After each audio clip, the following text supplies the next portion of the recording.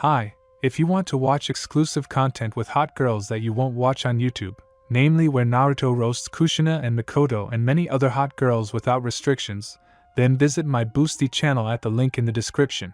POV. Sarah. I was sick a lot, so that's probably what caused my blindness, gradual blindness. I lived like a normal girl, so to speak. I went blind by the age of 5. The world was colorless to me. No matter how hard I tried, it just wouldn't work. At first, I was afraid of the dark, but over time, I gradually stopped needing the light. I started to fear. What if the darkness disappears? I can't imagine life without it anymore. It may sound ominous, but it's in a good way. I was adjusting to life without electricity, with the help of my friends and family. But that was only at first. Then my friends abandoned me, and my parents carried me on their shoulders. It was hard for them. I heard them arguing and yelling at each other. They started working even harder to provide for me. We weren't from a rich family. We were poor. I couldn't help them. It was killing me inside. Blind people don't have jobs. I'm already 9 years old. My mother died of overwork. My father drank himself to death and got into debt, then ran away altogether. The world doesn't tolerate weaklings. Everyone must survive among their own kind. That's when I realized it. I was sent to an orphanage. Around that time, I also heard about a boy named Naruto. He was different. He had done nothing to deserve hatred, yet everyone hated him. How cruel! He had no parents, no family, no friends, no prizes, but he smiled. Hearing his story, I couldn't help but cry. I was so sad. I kept telling myself that if I'd been there, I would have definitely become his friend. But if someone had told me that I could help him, I wouldn't have believed it. But now I'm completely convinced of it. The world is full of mysteries, and once you die, you can find your new path. Gamer. That's the name of the game I started. My past life valuable, my new life my gain. What have I lost? Nothing. On the contrary, in this world of power, I might be able to find a way to see without my eyes. But first, I need to be reborn. Let me tell you the story, okay? Flashback. It all started like a perfectly ordinary, unremarkable day. Or rather, it continued like any other. The kids were playing, or bullying me, but what they did changed everything. I was walking next to the curb, and suddenly I was pushed over it, and at that moment a truck was driving by. And guess what? Yes, I was hit. I saw only darkness, so not seeing anything was not something out of the ordinary for me, but I felt pain. It was strong, but it passed through. I don't even know how long. I didn't keep track of time. Then, when I stopped feeling pain, I heard a voice. Welcome to the game, gamer. Congratulations. You've won the lottery. You have a chance to live a new life. Do you agree? Yes/no. Yes. Okay. For your convenience, I'll dictate the worlds and you choose. Naruto, Assassination Classroom, Tokyo Ghoul, How to Train Your Dragon. Naruto. You've made your choice. Would you like to create a new character? Yes. So do you want to change your appearance? I don't know what I look like, but if I'm not beautiful, I want to be beautiful. Do you want to cure your blindness? I'll be lonely without the darkness. Tell me, is it possible to not lose blindness but see? Yes. Do you want to develop this skill? Yes. I don't want to be unable to see or lose the darkness. Response received. Loading. Happy New Year. I couldn't see anything. The darkness was so pleasant. I felt warmth. I could barely move, with great difficulty. Where am I? You are now in your mother's womb. It is still too early for you to be born, but your skeleton and size are almost fully developed. Huh? Who said that?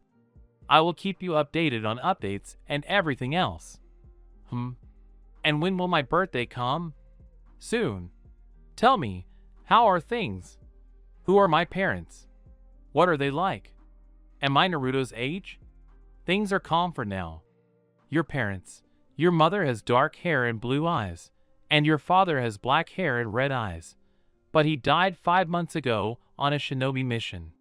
Your mother is kind, but after her husband's death, she became withdrawn, stopped showing emotions, and seemingly felt them. Now she believes there's no place for the weak in this world, that the strongest survive. Her parents hope you can change that.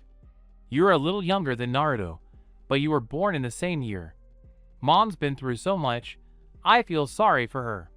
But if she thinks there's no place for the weak in this world, then she'll get rid of me. What is this? Are you talking about weakness? Yes. I want to sleep. It's normal. You've been doing a lot of mental work, which isn't recommended for those who haven't yet been born. You're about to fall asleep, and when you wake up, it'll be your birthday.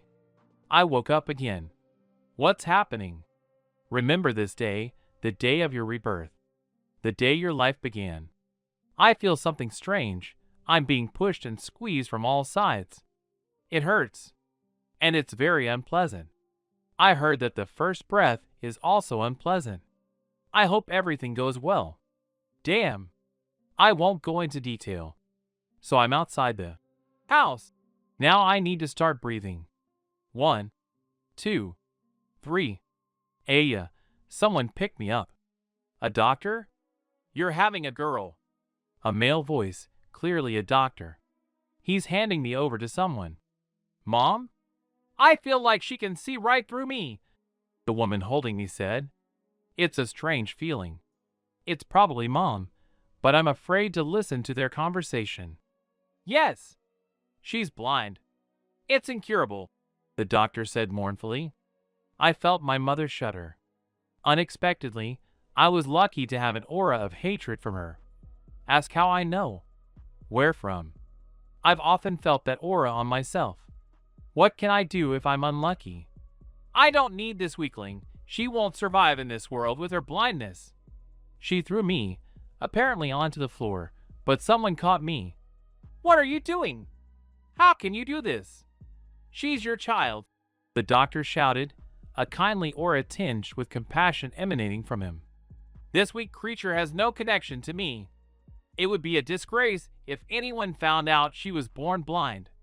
Better take her away from me and tell her I had a miscarriage. The baby didn't survive, she screamed. A ferocious energy emanated from her. Anger, hatred, resentment, despair. All the negative emotions filled the room. Although I don't know where we are, I'm just guessing. I also sensed a few people, probably helpers, who emanated pity for me and fear of my mother. It hurt me to listen to this, but I didn't cry.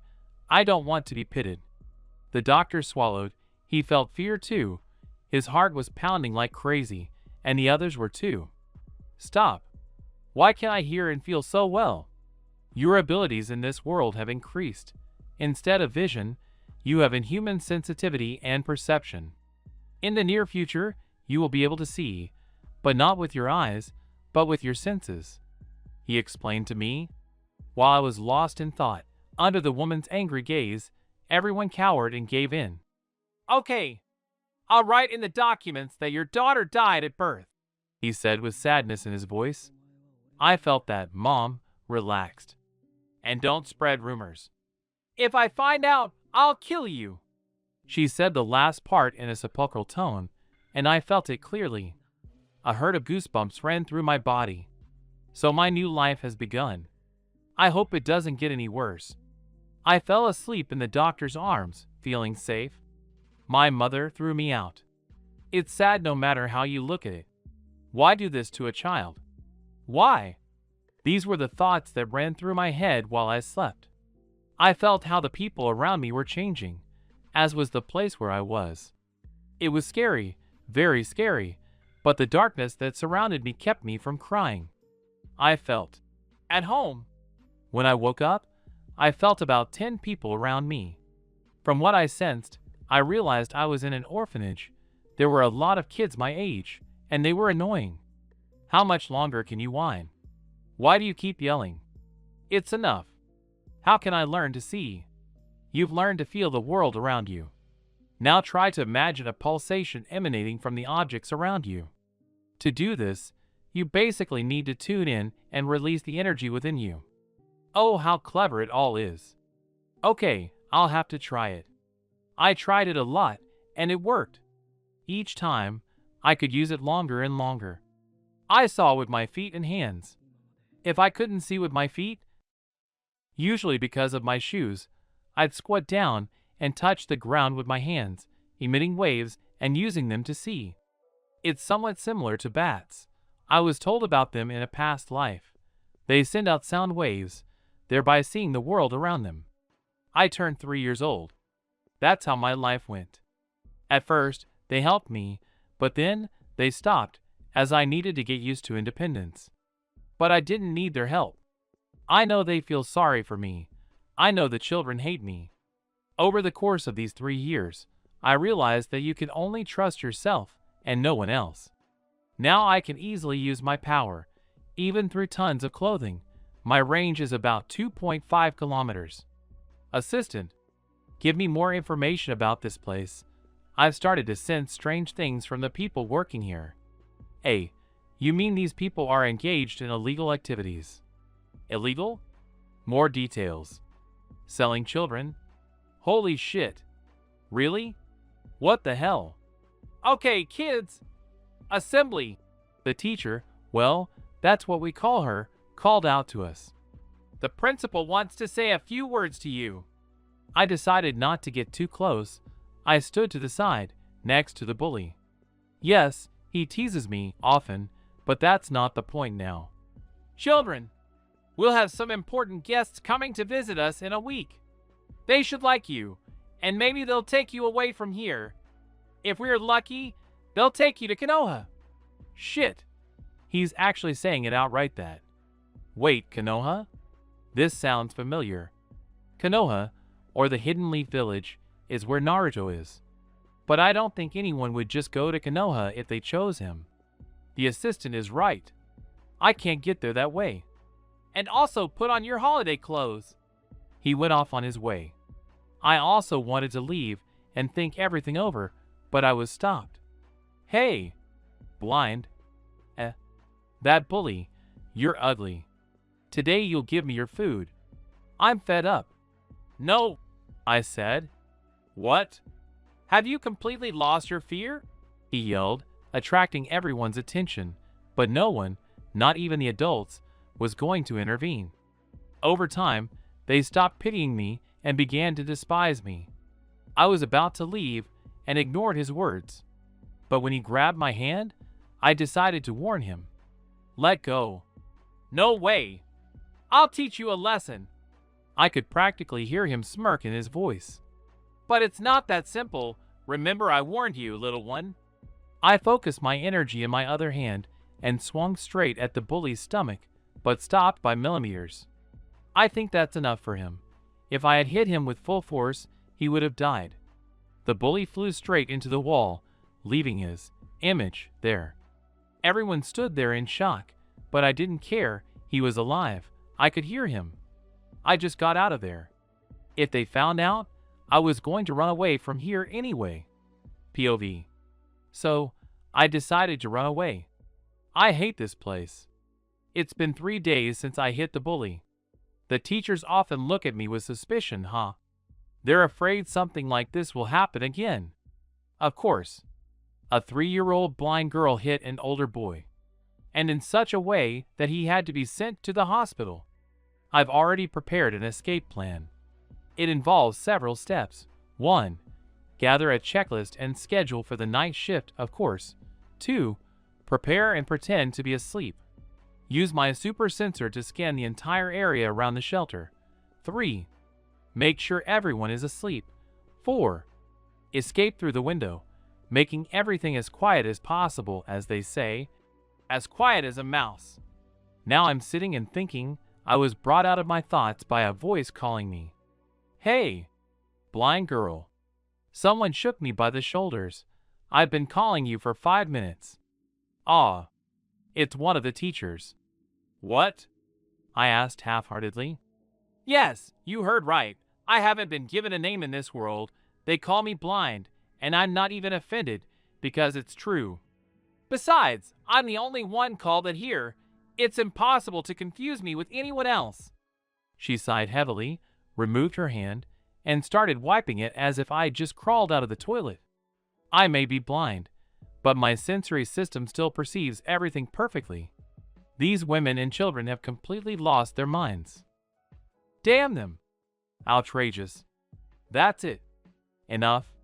I need to control my feelings, or rather myself, yes, that's it. Inhale. Exhale. And we do all this discreetly. No one seems to notice. And she continues, "It's time to eat. Come and sit down." I think she's not quite right mentally. I didn't argue and went to my seat without asking any questions. A few brave souls tried to trip me up along the way, but I acted as if I was, accidentally, passing them, causing them to sigh heavily. As I sat down, I could hear whispers. My hearing is something else. Because I'm blind, my senses of touch, smell, taste, and hearing have all increased. I'd say, OH, how I've grown up. From distant corners and all sides you can hear things like, "Is she really blind? Maybe she's pretending? Did you see that? She's scary," etc. I sighed very quietly. Idiots. All they do is call people names behind my back. I hate people like that. But even that won't change my cold expression. I wish I was the same on the inside. I don't care about them, of course, but I do have feelings. I wonder what would happen if I didn't have feelings. I'm suddenly drawn to philosophy. What could that be for? With thoughts like these, I didn't even notice how I finished my meal, so there's no point in staying here. I stood up, and everyone fell silent. Silence! How I love it, I said, as I made my way to my room. After I left, the noise started up again, and I hate it. My ears are throbbing. It's good that I learned to tolerate this noise as a baby. Yeah, I don't even want to remember. Flashback. I was lying on some kind of crib, surrounded by a crowd of other babies, and they were screaming. Ugh. My ears, they're suffocating. How much longer can this go on? Don't their throats hurt? I assumed, of course, that little ones, in this case, babies, were a real pain in the ass and a real pain, but to this extent? Why did they punish me like this? Now I deeply regret my superhearing. Out of desperation, I'm going to start crying too. Hell? End. Flashback. Yes. Then I had to force my mind to sleep and turn off my hearing. So, memories are memories, but it's time. Soon everyone will be told to go to bed, which means it's time to pack. I, like everyone else, although they have a bit more, have few clothes, probably because I'm blind. People with disabilities are always put down, yet I feel quite healthy. I don't know what I look like, but I feel quite good. My short, shoulder-length hair is cut myself, although that's not quite the right word, since I did it with a knife, which I'll be taking with me when I escape. Soft skin, long eyelashes, and, to my opinion, I'm short, although here, due to the lack of proper food, everyone grows short. Phew, the things are packed. I need to double check, so, the knife I stole, yes. A change of clothes, yes. A little food, yes. And we're putting it all in the greasy semblance of a backpack that I also stole. But what else can we do? I need somewhere to put my things. Besides, they didn't even suspect me because I don't see anything. They're underestimating me, and that's just too bad for them. We hide the backpack somewhere it won't be found. My room doesn't have any such places, sigh. In my room, there's just a futon and that's it, except for the window. I've got an idea. They jumped through the window. We're in a 2-story building here. The quality isn't great, but it held up. After scanning the area and not finding a single person who could see me, I saw some bushes of the right size, threw my backpack in, and jumped back in. The room is on the first floor. N.POV. The little girl jumped into her room on the first floor, just in time for her sensory input to indicate that one of the teachers was approaching. Wasting no time, the blind girl hopped onto the already unfolded futon and closed her eyes, feigning sleep. The teacher who came and wanted to remind her that it was time to sleep, but apparently it was of no use, since the blind girl was already asleep. The teacher breathed a sigh of relief, as no one liked the blind girl, and she'd lost the argument, so they had to test her. No one liked it when she looked at them, because her eyes were unreadable. Everyone felt as if she were peering deep inside, revealing all their secrets, and devouring them. Yes, that's exactly how those around her felt, despite her beauty, and she was very beautiful. Many envied her for it, but they were also afraid, a fear that grew stronger with each passing day. The teacher left, leaving the 3-year-old girl alone. She rolled over to her right side, eyes still closed, her hair fluttering across the pillow. The girl had decided to take a nap, as she still needed the strength to escape, but she hadn't turned off her 4 primary senses and her sensory system. She was a light sleeper, and she had braced herself to wake up if everyone else fell asleep. Her plan worked. As soon as everyone fell asleep, she sprang into action. She blindfolded herself with a black cloth, just in case. Who knows what could happen? As it was, she really was blind and had no idea where she was. Another advantage of being blind. And now she's running through the forest, presumably having some idea where Konoha is. But something doesn't feel right. POV. What is this?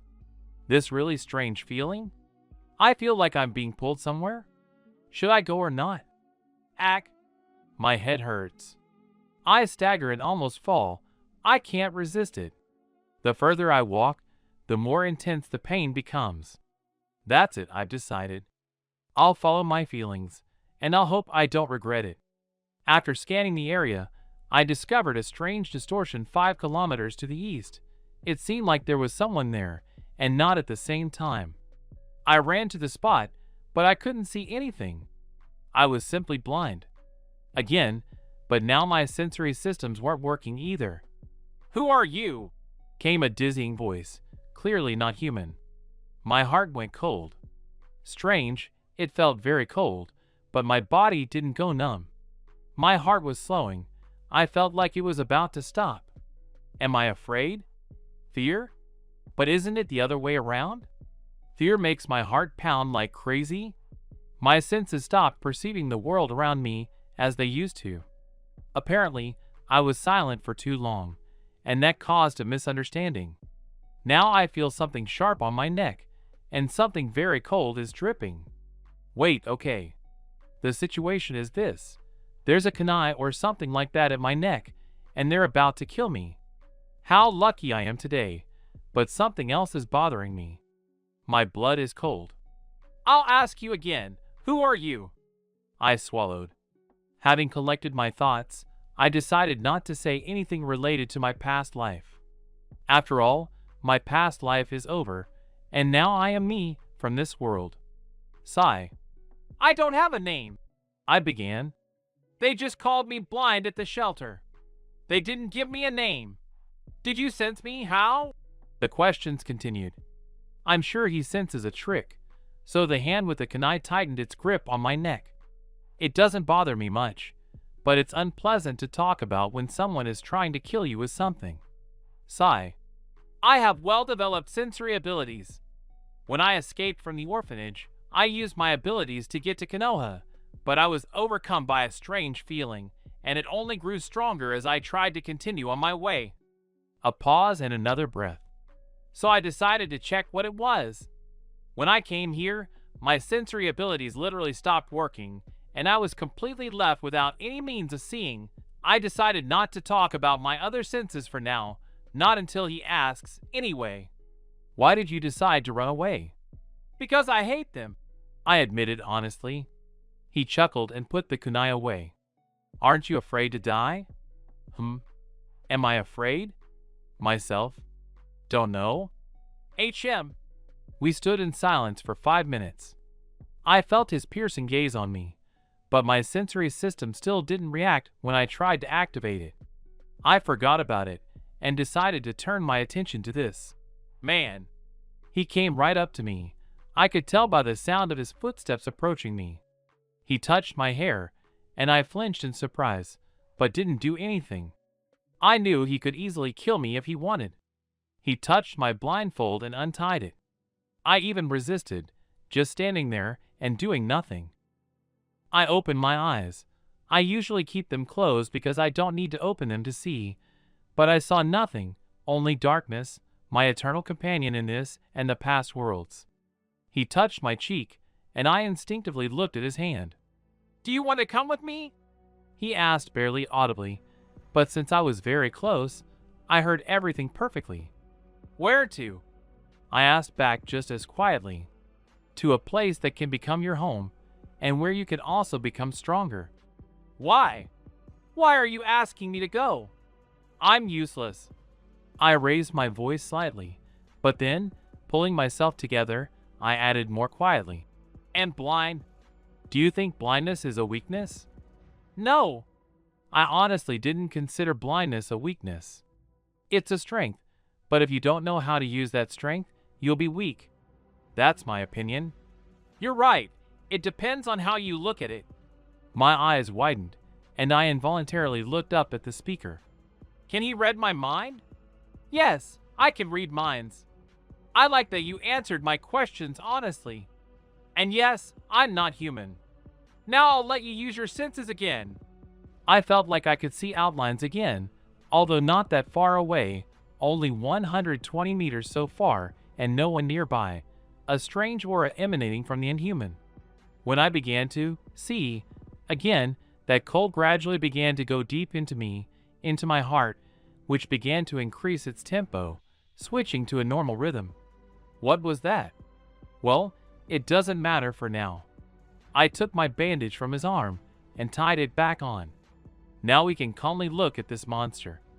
A guy stood before me, about 29 years old, roughly speaking. He had long dark hair. I don't know exactly what color. I only see it in black and white that reached his hips. I can't see his face. He was wearing a white mask that completely covered it. He had long legs and a beautiful build. His clothes were a little unusual. I'd never seen anything like them, but they were definitely light-colored. He was also wearing a cloak. Oh, I'm even jealous. I can't even look at myself. My senses aren't helping, and I can't see anything at all through the mirror. It's just a reflection. Me.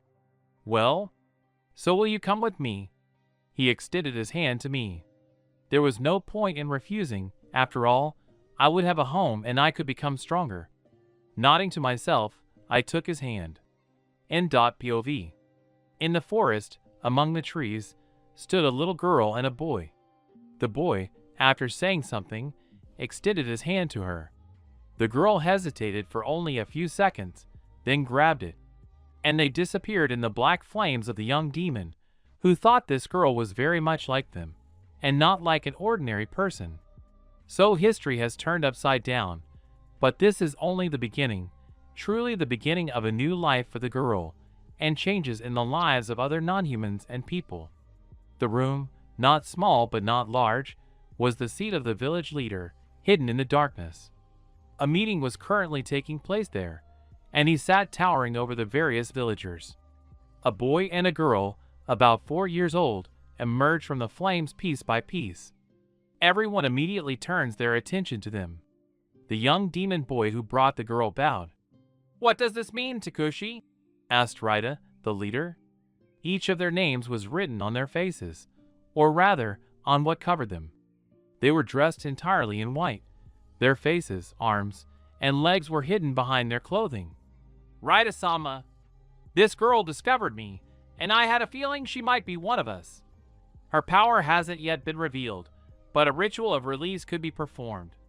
She could also become a villager," Takushi said, breaking his bow. "She wasn't afraid of death. She never lied to me," he sold out. Everyone present turned their gaze to the girl, looking at her, but Raida decided to ask the question that interested everyone. "Girl, why are you blindfolded? Are you afraid of us?" After thinking for a bit, the blind woman decided to answer as she thought, and she thinks like this. The blindfold isn't for that. Even if I remove it, nothing will change. Honestly, yes. The unknown is always scary. She followed her companion's example and bowed. Everyone present was surprised by what she said, but not so much by the answer, but by the intonation and wording, and besides, she, a 4-year-old girl, has manners. Did I do everything right? She turned her head towards Takushi, who nodded, grinning under his mask. Everyone liked the girl, and they couldn't deny what Takushi had said.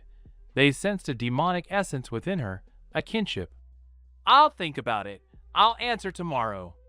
For now, she'll be under your supervision.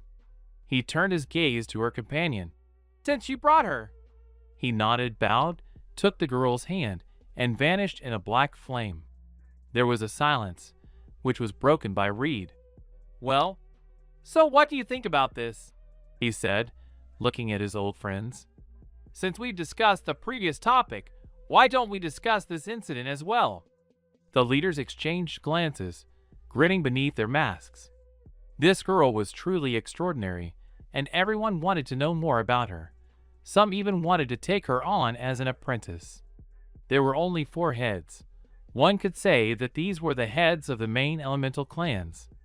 Haino Akuma was first, but he shared the spot with 4 other demons.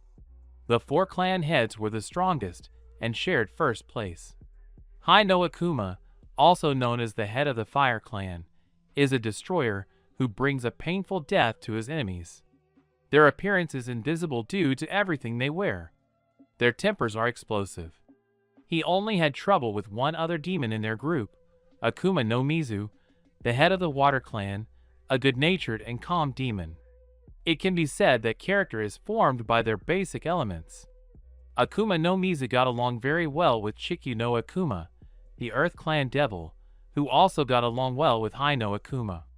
Chikyu no Akuma was patient, so much so that he could wait for several years, or even 10 years. Kuki no Akuma is the head of the Air Clan, unpredictable, and gets along with Haino Akuma. And lastly, Raida, the head of the Dark Clan. The status of head and leader is hereditary.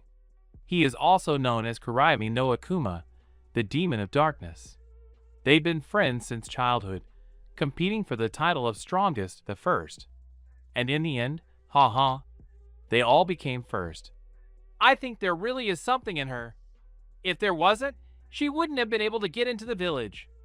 They simply wouldn't have let her in, Chikyu promised. That's true, Mizu said. I think we can make her part of the village. And I want to make her my apprentice, I feel it. There's something about her, something similar to my element, but it's not quite her. His voice betrayed his interest in what was happening. He and Kuki looked at each other, nodded, and said nothing, showing that they were not against this decision, since they were also interested. Then, Raida began. Good. Then, if Mizu so desires, and their elements align, you can take her on as your apprentice. If things go well, I think we could temporarily team her with your children. He looked at Chikyu. Everyone knows that water and earth are compatible. And if they don't get along, we can switch teams. Okay, Chikyu agreed. What if they don't work? He asked, angered that he and Kuki weren't being accepted, especially since he was very interested in the girl. It wasn't every day the village lets in a stranger. This piqued everyone's interest. We don't know yet, so we can't decide prematurely. You're right, Raida agreed. Then let's do this. He waved his right hand, and a ball of shadow formed in the air. Or rather, part of his shadow separated, forming a ball in the air. It showed what was happening in Takushi's house. They were sitting at the table, eating and chatting. The girl asked questions, and he answered. He doesn't wear a mask or cloak at home, but that doesn't mean he doesn't wear the white shinobi uniform. All the chapters began watching, observing the girl's behavior. Suddenly, Takushi stopped her, or rather, said something, and she stopped. He stood up, and the chapters tensed. Did he sense he was being watched? He walked up to the girl, stretched out his arms, and began to untie her blindfold. The chapters were now watching with interest, even Chikyu. He untied her blindfold, but she still didn't open her eyes. She sat there with them closed. Raida was dissatisfied. He was curious about what they were talking about, so he separated another part of his shadow, and it slipped into the ball. Now they could listen to what they were saying. "Why don't you open your eyes?" Takushi asked, who had just finished untying the blindfold. "Why?" She tilted her head to the side. It looked cute, and some of the heads blushed a little. Author's note: pedophiles, damn it. Ha ha ha. "It's just that when you keep your eyes closed it looks like you're sleeping," he replied, kneeling down to be the same height as her. "Your eyes are very beautiful, and your hair too," he said, smiling slightly. She looked at him in surprise, opening her eyes. Now everyone could see them. Blue, pupilless, just completely blue, ready to devour everything in their path, so bottomless. She looked through them. It was frightening and captivating. "Tell me," she began. "Tell me, what do I look like? I can't see myself." She let go of her head and closed her eyes again. Having torn themselves away from this scene, the heads came to their senses. Raida returned his shadows to their place, and silence formed again, which he himself interrupted. "As I said, we'll do it this way. We'll give her a year or two to get used to it. We'll develop her physically, and we won't touch her chakra for now. I understand she's already mastered perception and sensory skills." He sighed and continued, turning his head to the head of the Earth clan. "Chikyu, I think your sons will help her with her physical training. I don't think you'll have a problem with that." He nodded. "When her physical training is ready, we'll perform the release ritual. If Mizu is right, she'll go into his care. If not, then we'll solve the problem. Is that clear?"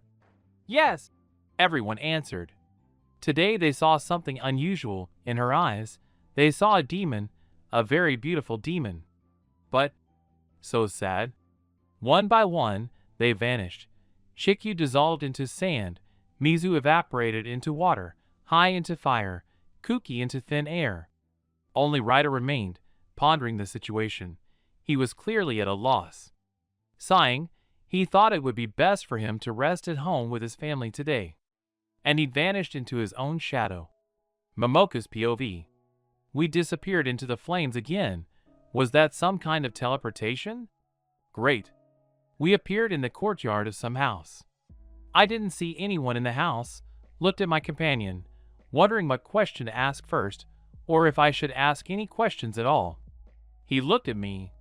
"I'm Takushi," he began, walking into the house and inviting me in. "This is my home. I'm your guardian now, and I'll look after you. The final decision on whether you'll stay here or not is up to the heads of the house." We'd already entered the house. "Take off your shoes." "And what about me?" I took them off. We went inside, and he continued. "The place where you are now is called the Village Hidden in the Darkness, or the Village of Demons."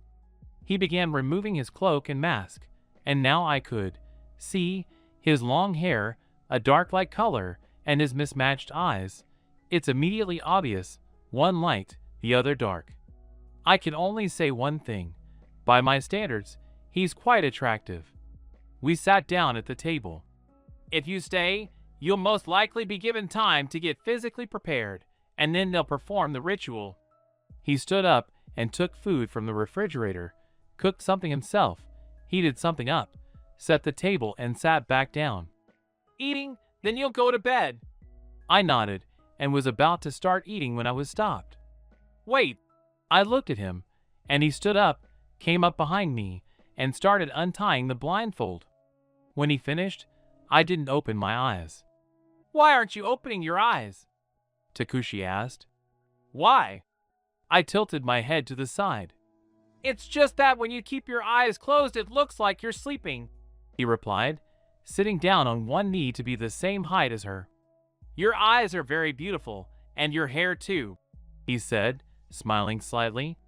I looked at him in surprise, opening my eyes. Now he saw them.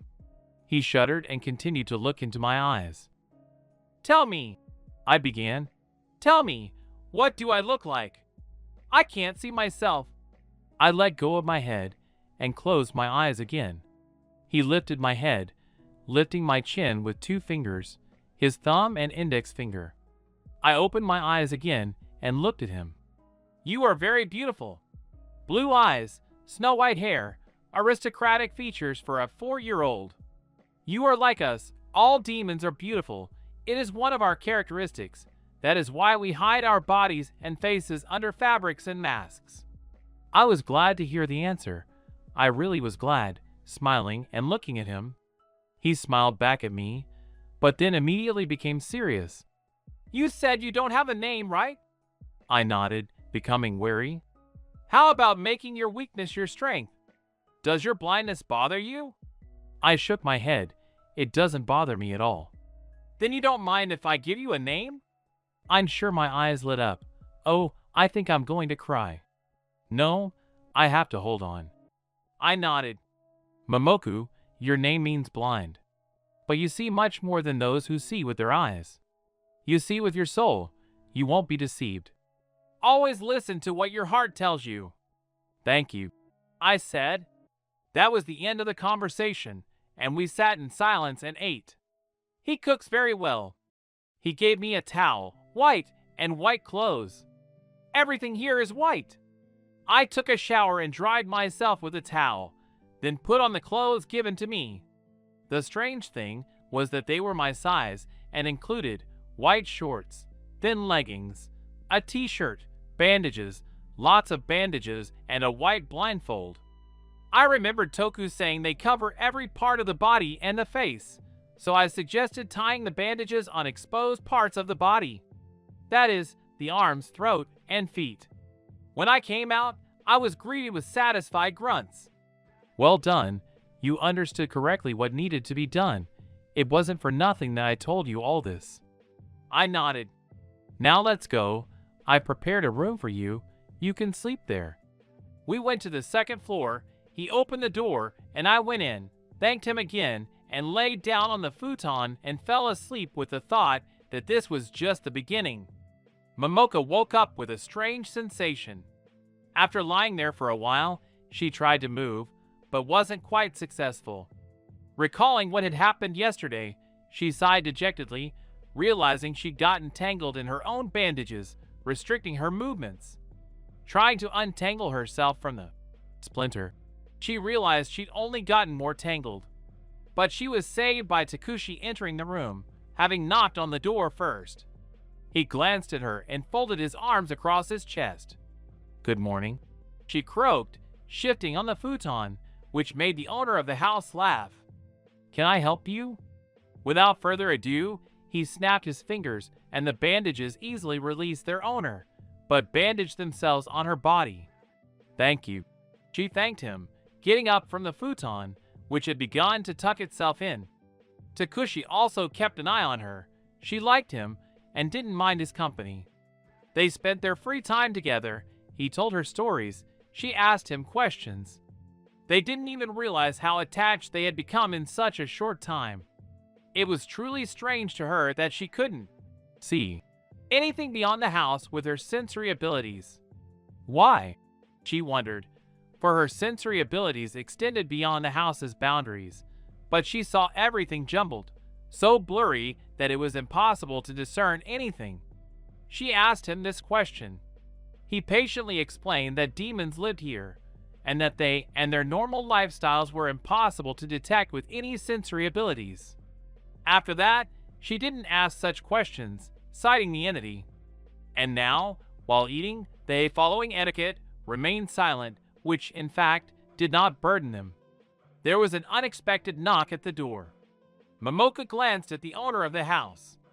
He sighed heavily for some reason, snapped his fingers, and the clothes he'd been wearing the first time he'd met him appeared. He stood and walked to the door, gesturing for her to wait in the living room. She obediently stood, setting aside her cutlery and placing them in the sink, making a mental note to wash the dishes. Her ribbon caught on something along the way, so she paused slightly, adjusting it. but she didn't forget to check the area for any other objects that might delay her. She saw a very interesting sight. Those she'd encountered when she first arrived were all there.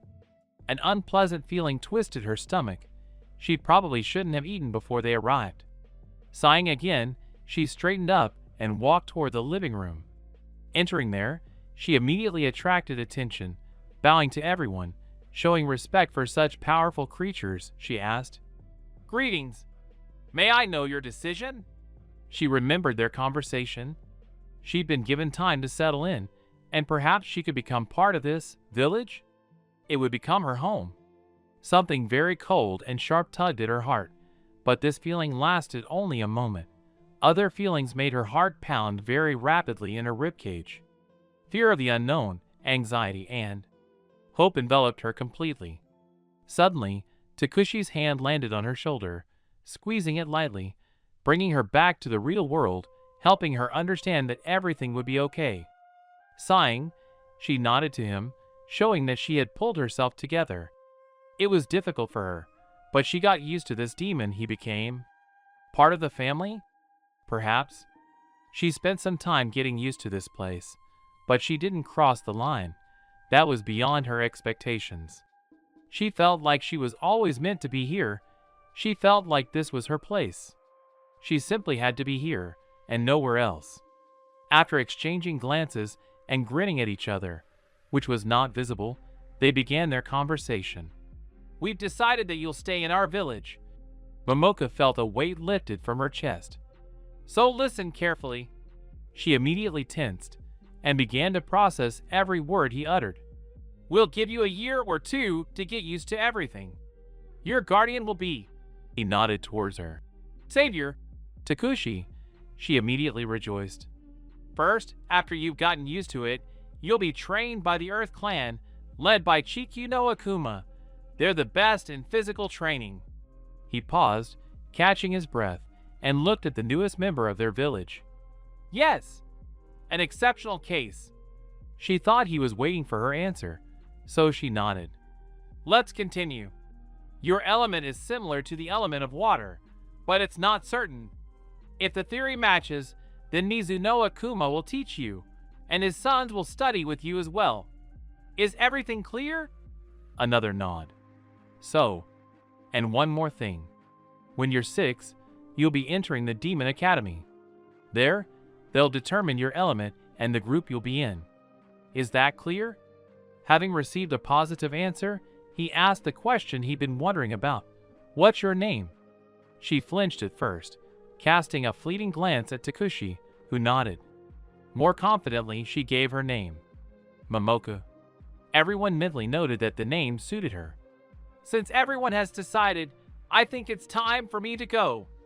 Rida was about to leave, but her voice stopped him. "Excuse me," she said, getting everyone's attention. "I want to thank you all for everything. Thank you so much." She bowed, so much so that you could even hear the fleeting crack of her bones. She made a second note to herself. She needed to start her physical training right now. Nothing serious, just a warm-up for now, that's all. Without raising her head, she felt each of them nod as they disappeared into their element, indicating they had heard and accepted her gratitude. But Rida-sama remained standing and looking at the girl. She was already rising, feeling him turn his back to her, and before he disappeared, she heard a quiet, "Please." There was a silence in the room that was like a balm for the soul. Not a single negative emotion was caused. It seemed that this was the very best day of her life. Now she has a home, a place where she will be welcomed with open arms. While the girl stood there, rooted to the spot and processing everything that had just happened, Takushi merely sighed, and his mask and cloak disappeared again. He took one last look at the girl and went into the kitchen. Having regained her composure somewhat, Momoku, unable to find the person she was looking for, moved toward the spot where she assumed he might be. And she was right. He was sitting calmly at the table, drinking hot tea, which filled the entire kitchen with its wonderful aroma. Remembering the dishes, the girl immediately headed toward them, belatedly noticing another mug on the table. After washing them, She sat down opposite Takushi. "Today has been a busy day for you. You should rest." She merely nodded, because she literally didn't have the energy for more. She left the kitchen and headed toward her now room, leaving Takushi lost in thought. She was now very grateful for everything here, as she didn't have to straighten out the futon. She simply drifted off, barely touching it.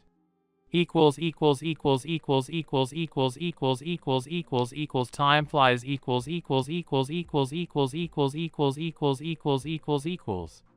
Commentary on time goes by. Happy March 8th to everyone.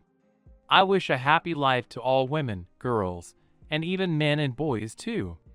Have a wonderful weekend. And I ask you to correct my mistakes in the PB.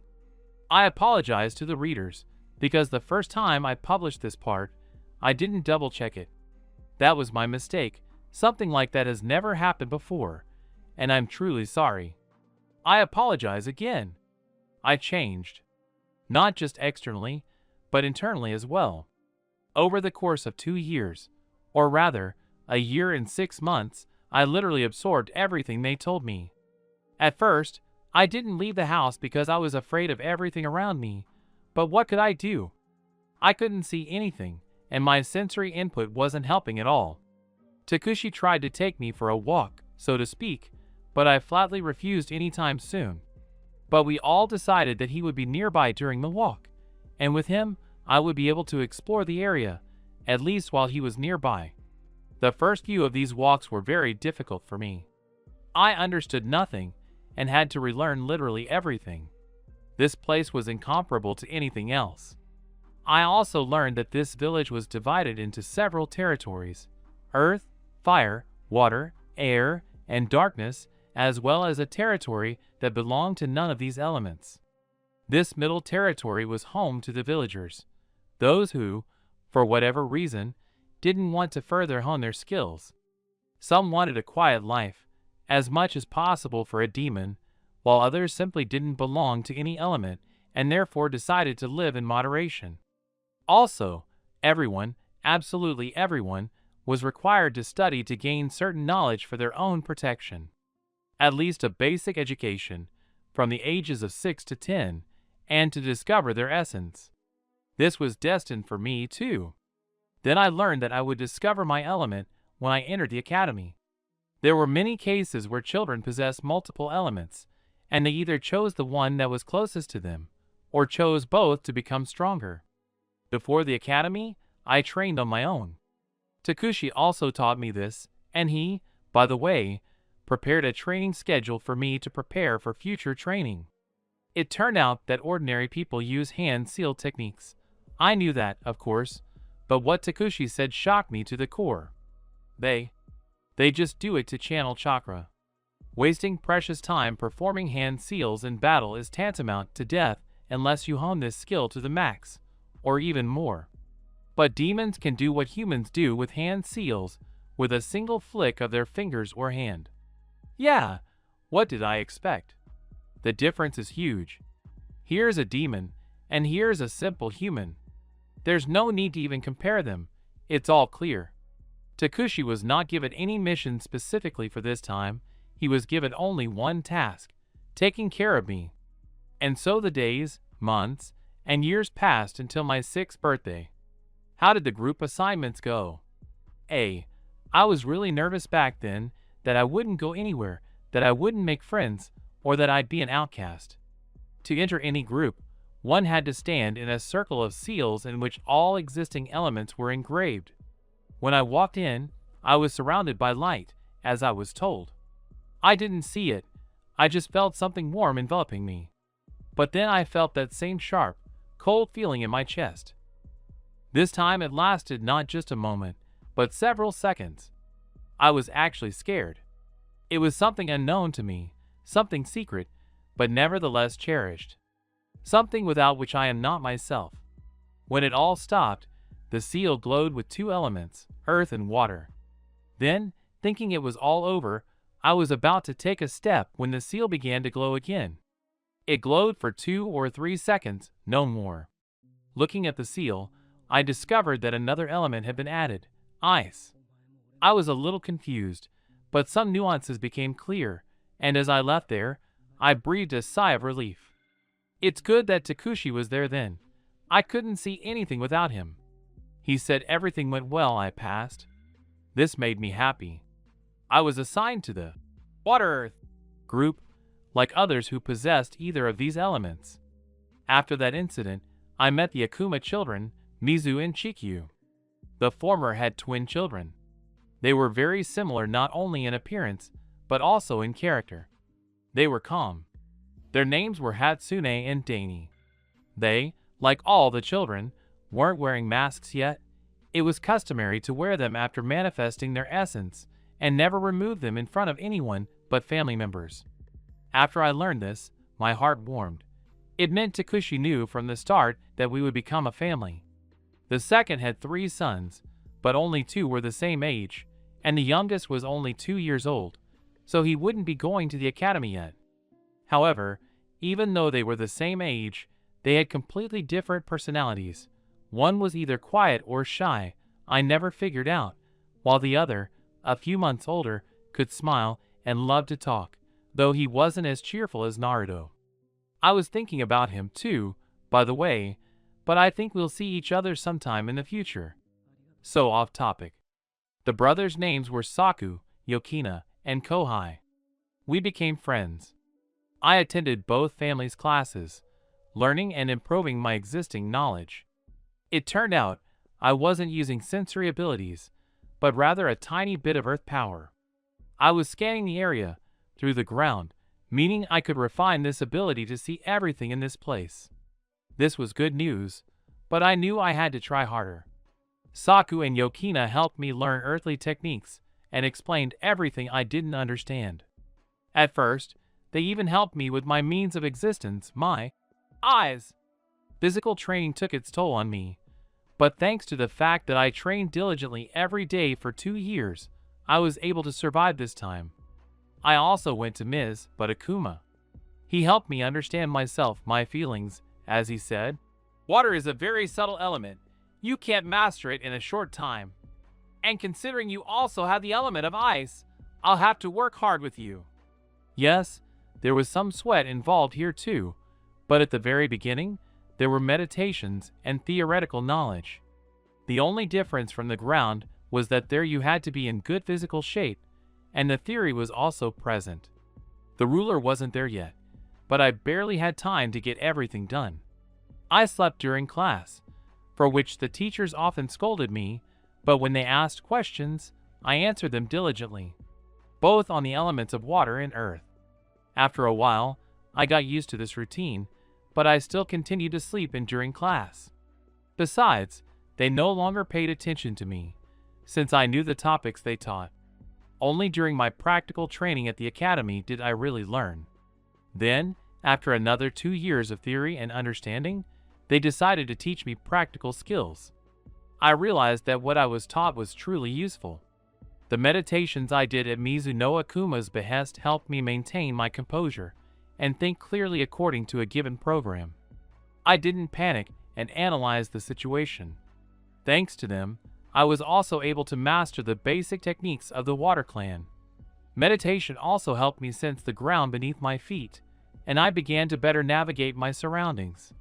Sometimes, even if I channeled too much chakra into my feet, it would reflect off the ground, and I could see kunai, shuriken, and anything above the ground flying toward me. It was still too early to master ice, so I mastered the techniques, tasks, and theory given to me, everything that might be useful to me in the future. The guys, Hatsune and Dani, were quite nice, if you could get along with them, of course. They were a great conversation starter. They were very smart and intelligent. They helped me out a lot, even at first. After I started studying at the academy, Takushi returned to duty, so he rarely came home. So most often, I stayed at home either with Saku and Yokina or with Dani and Hatsune.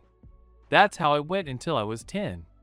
It was an unforgettable and challenging time, but no less well spent. The end of my senior year was approaching, which meant there would be an exam. The exam was to select a team of future demons and manifest their essence. That last part was what worried me. it would be difficult, and I'm a half-breed, so the essence might not manifest. Raita-sama once said that after the essence manifests, I'll begin training in ice. So I absolutely must pass the exam.